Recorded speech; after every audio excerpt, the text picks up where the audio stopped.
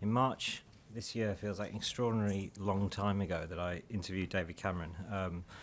At the time, his big message was about getting out the youth vote, and they were very confident at that point. The polling, I think, was 10 points clear. Their number 10's internal pollster, Andrew Cooper, was predicting, I think, a 58-42 victory for Remain, because there'd be a late swing back to Remain and everything would be okay, which didn't quite work out. It's been an amazing 3 weeks for me personally. I've never known anything like it. It's just been amazingly intense, and everything's sort of changed day to day. We had I remember when Leadsom quit, I think was it last Monday, Downing Street staff described it as like they were like double shell-shocked. They were describing, at that point they thought they had 3 months to plan out how Cameron was going to be remembered in time, and suddenly it was 3 days, and they had to be out of Downing Street within 3 days, pack their bags. That's 2 months' salaries that they didn't have, that they thought they had. That was jobs they had to look for immediately. So it's an idea that it's sort of there's order behind the chaos is not true. It's completely chaotic at the moment. I spoke to David Davis yesterday, and he's yet to have a special advisor appointed. Ministers to the departments haven't been appointed yet, not fully. So I think as far as you guys are concerned, there is an extraordinary time now to get in there and get your message across to people, because they don't know what's going on themselves. They're just trying to sort of feel their way through this period. So I would sort of urge you to get your message across, because this has never been done before. So somebody else I was speaking to earlier said, this is completely new territory. We don't know how to do this. We've never had a department for exiting the European Union. This is a 2.5-year project, and that department is going to be folded after that time. So these people are sort of crying out for information and knowledge.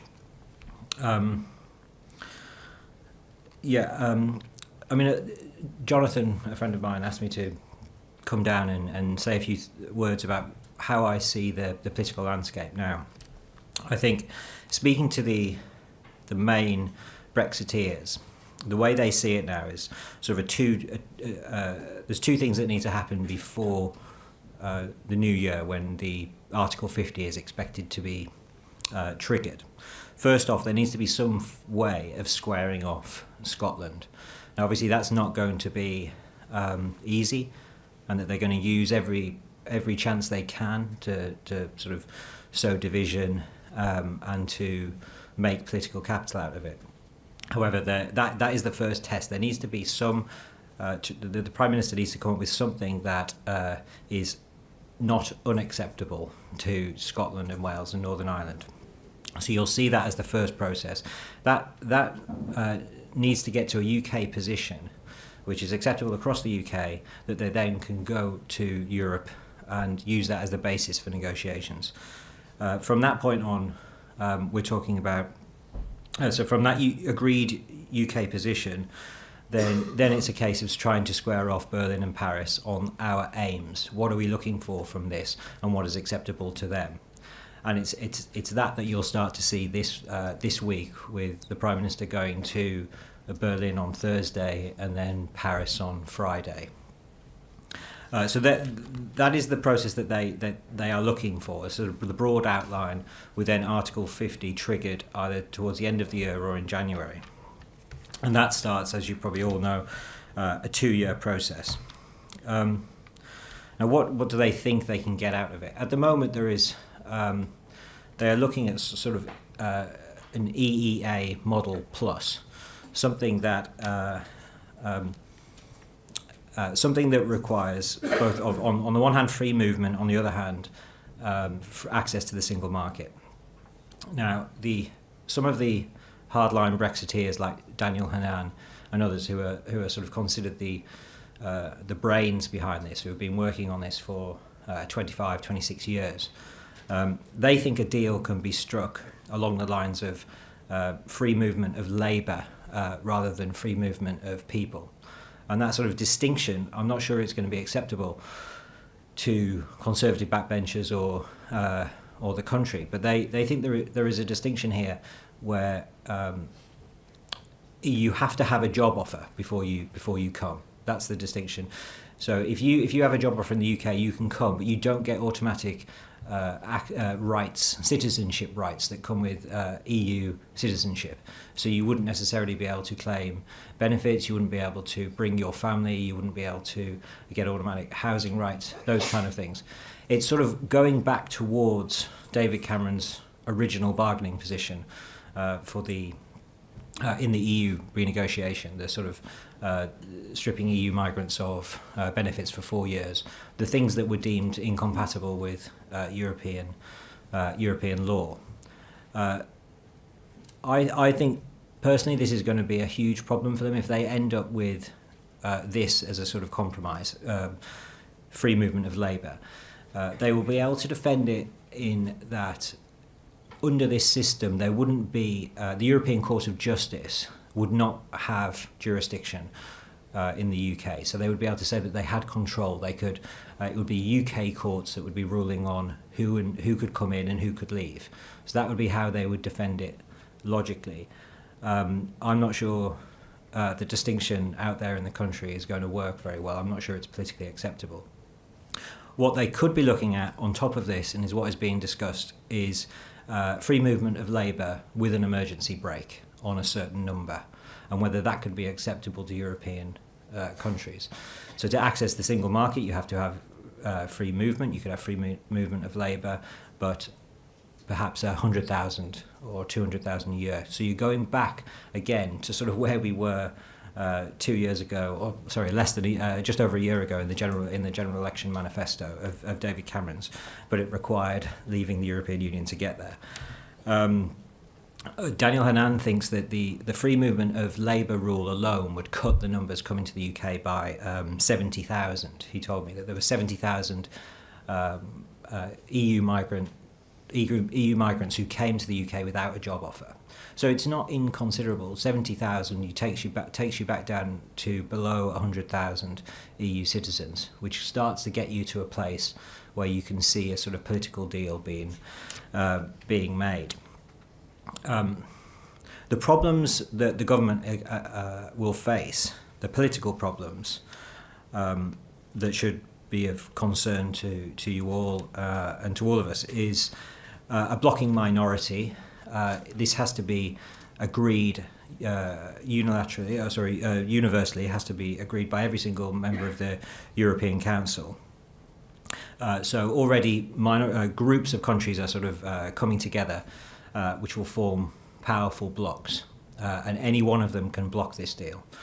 The Visegrad countries, for one, they are the bloc of 4 Eastern European countries, are already working together, and we were their big ally. They are particularly upset in Brussels at our departure because we supported the expansion of the European Union to take them in.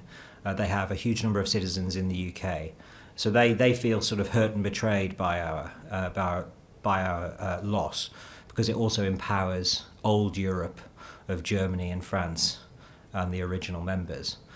And they, according to my colleagues in Brussels, they have a more similar outlook to the EU to us than say the French and the Germans, who are naturally more federalist. So Theresa May will have to somehow square off these various blocs, blocking minority groups. So that's her first problem. The second problem is if all of this gets agreed, the European Parliament has a veto, and the European Parliament will want to use some kind. Martin Schulz is not a shying, retiring guy. They're going to want to extract something from this. So this gets us into a problem where you could have some form of deal, but it could be blocked by one or any number of countries or by the European Parliament. At that point, if Article 50 has been triggered and the timeline and the clock is ticking, the problem you have is what happens next. And as far as I'm told, and the people are working on the assumption that we just fall out of the European Union at that point, and we're back onto sort of World Trade Organization rules. And the argument is that we have some leverage in this, in that we have we import a lot more than we export. And this is what I know certain members of the Foreign Affairs Committee are working on, the assumption that we have more power over once the clock has been set off, when the Article 50 has been triggered and we have 2 years, they think we have increasingly more leverage over our European partners than the common perception is at the moment. I'm not sure that's true. I'm not sure you get to a position where we suddenly have 10% import tariffs. That is acceptable to the UK economy. I wanted to have a think about some things that you may not know, that I could give you some insight from Westminster. And there's a few things that I sort of jotted down. There's a lot of talk about who is controlling the process at the moment. Is it David Davis in the Brexit department? Is it Boris Johnson? Is it Liam Fox doing the trade deals? Or is it Theresa May? And I think it's pretty clear where the answer is, and that Theresa May, this is where her entire premiership it rests upon. She is in control of this. She has the ultimate say. I think there is going to be a sort of power play that goes on behind the scenes. There is the reports this weekend that I spoke to Downing Street today, and they haven't denied, is that there will be a special Brexit cabinet committee that will be set up. So it has the powers of cabinet, but it's a smaller, more streamlined body. And on that, the Prime Minister will chair this body. So she will decide what it talks about, what are its priorities, what decisions are made. And on that body will be the three Brexiteers as they are now known. But watch out for how she staffs this committee. Who is going to be on it? Will the Secretaries of State for Northern Ireland, Wales and Scotland, all three I think were pro-Remain, will they be on? Who else will be on? And watch out for that committee, because that will start to set the sort of the tone of the debate and the balance of where she wants this process to go. So that's sort of one tip. I think we've talked about the sort of the thirst for knowledge in government is huge, and out there generally. People don't know what's going on. So I know, we don't know how it's going to affect the economy. I know it's very good for my trade. We've got 2 years of, I've already had our European and American bosses on the phone trying to expand, because people are desperate to find out what's going on. My understanding is in each industry there will be a debate between two different models of where you go forward from this point. There will be the sort of single regulatory regime, which is the current single market, and we are in there, and the rules are agreed by apply equally to everybody, or there is a sort of mutual recognition of regulations. And I think these are the types of debates which will, I imagine, affect your industry. The second model, the sort of mutual recognition model, is something that you could apply to other countries as well, to the US. Somebody gave me an example of the medicines, where we are currently in the European model, but we could pull out, have our own sort of British medical body that would accept all the previous European regulations and accept US regulations if medicines that are signed off by either of those countries automatically are allowed into the UK. But then from that point, there would be a sort of new drugs that come on the line would be signed off by our own. So there'd be a gradual divergence between Europe and the UK, and that's something I thought was interesting, and it had how would that affect financial services, for instance? Would we start to see a slow break between European regulation and UK regulation? Because up until now, I think we have actually been the most bullish on financial regulation in the European Union, just to some extent.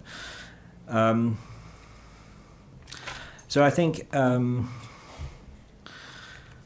problems for May as well, politically, and something that those who have worked with David Cameron have remarked to me, he was extremely good at managing egos and various big beasts within the government, and making sure with a small majority that that things were able to carry on. And the same in coalition. He was able. They talked about his emotional intelligence to bring people together.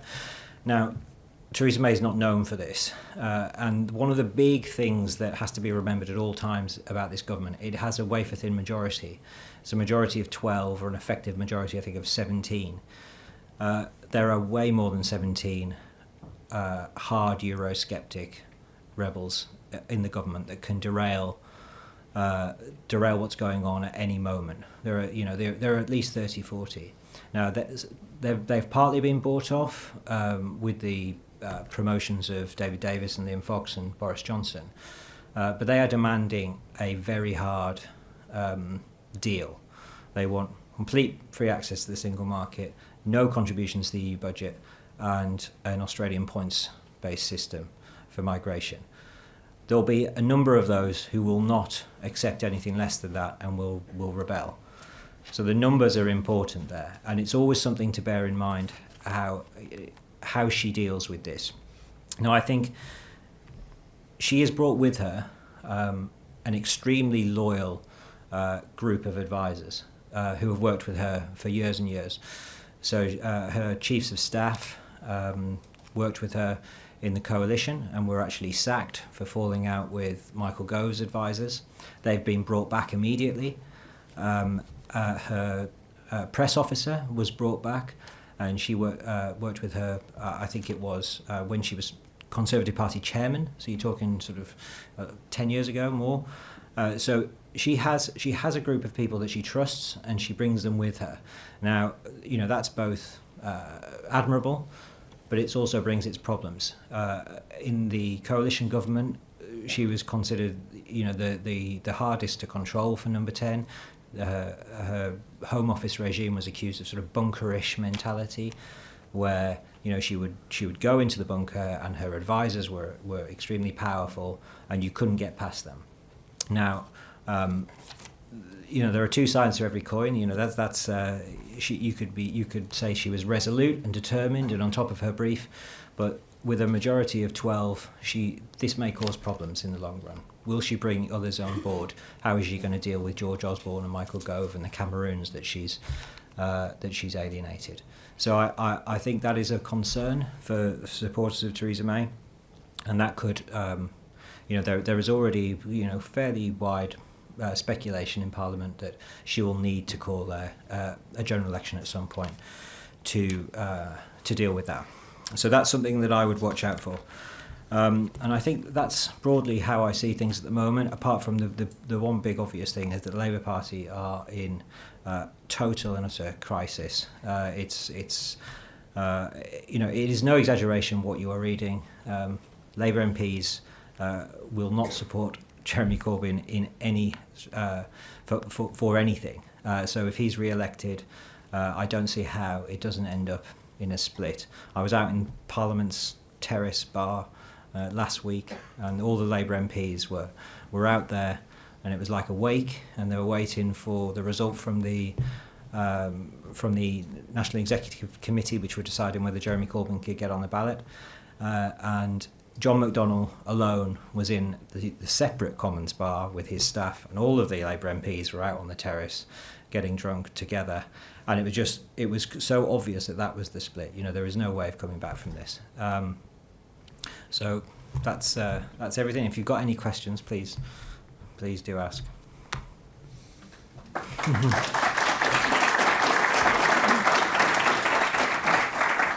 Time for one or two questions if you'd like to ask, or you're completely shell-shocked from that.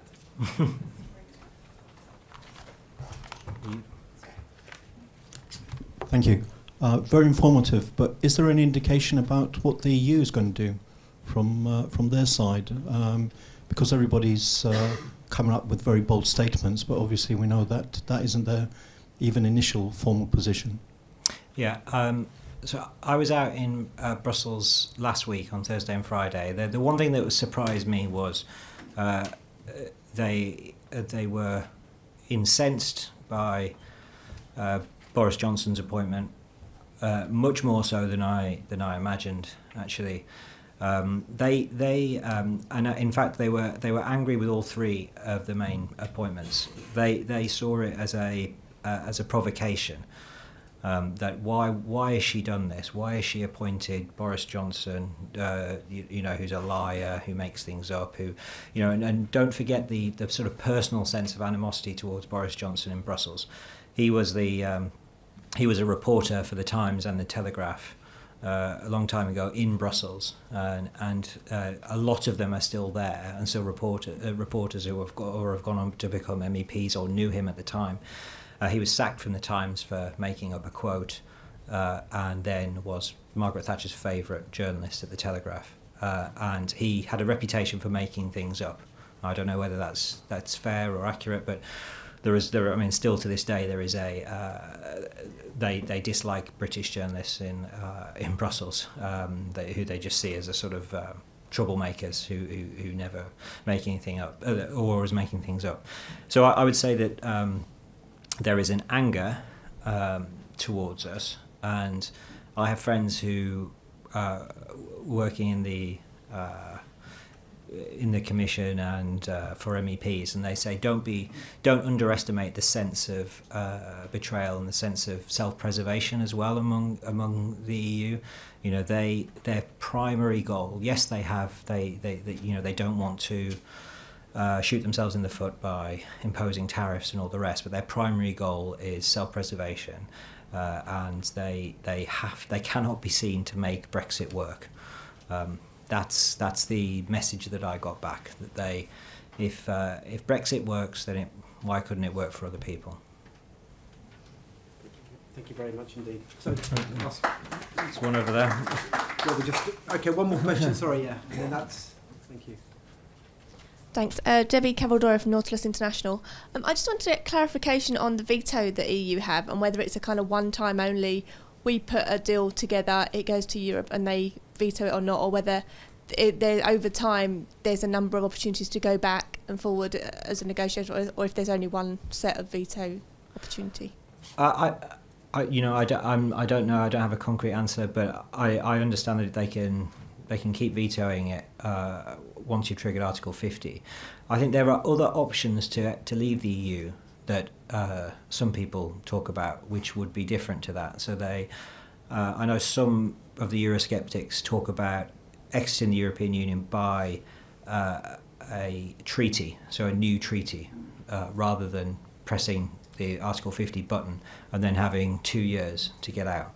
You could just say, well, let's negotiate an exit treaty where we will do X, Y, and Z. We'll pay into this budget. We won't pay into that budget. We'll accept this and not accept that, and that would be different. And then that could be sort of an ongoing process of negotiation until you got to a point which was acceptable to everybody, and that may take 2, 3, 4 years.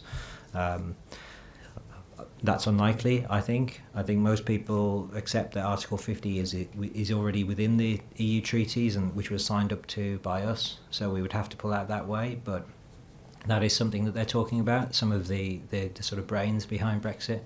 And then there is the sort of radical solution, which is just to scrap the 1972 European Communities Act, which took us into the EU and made a European Union law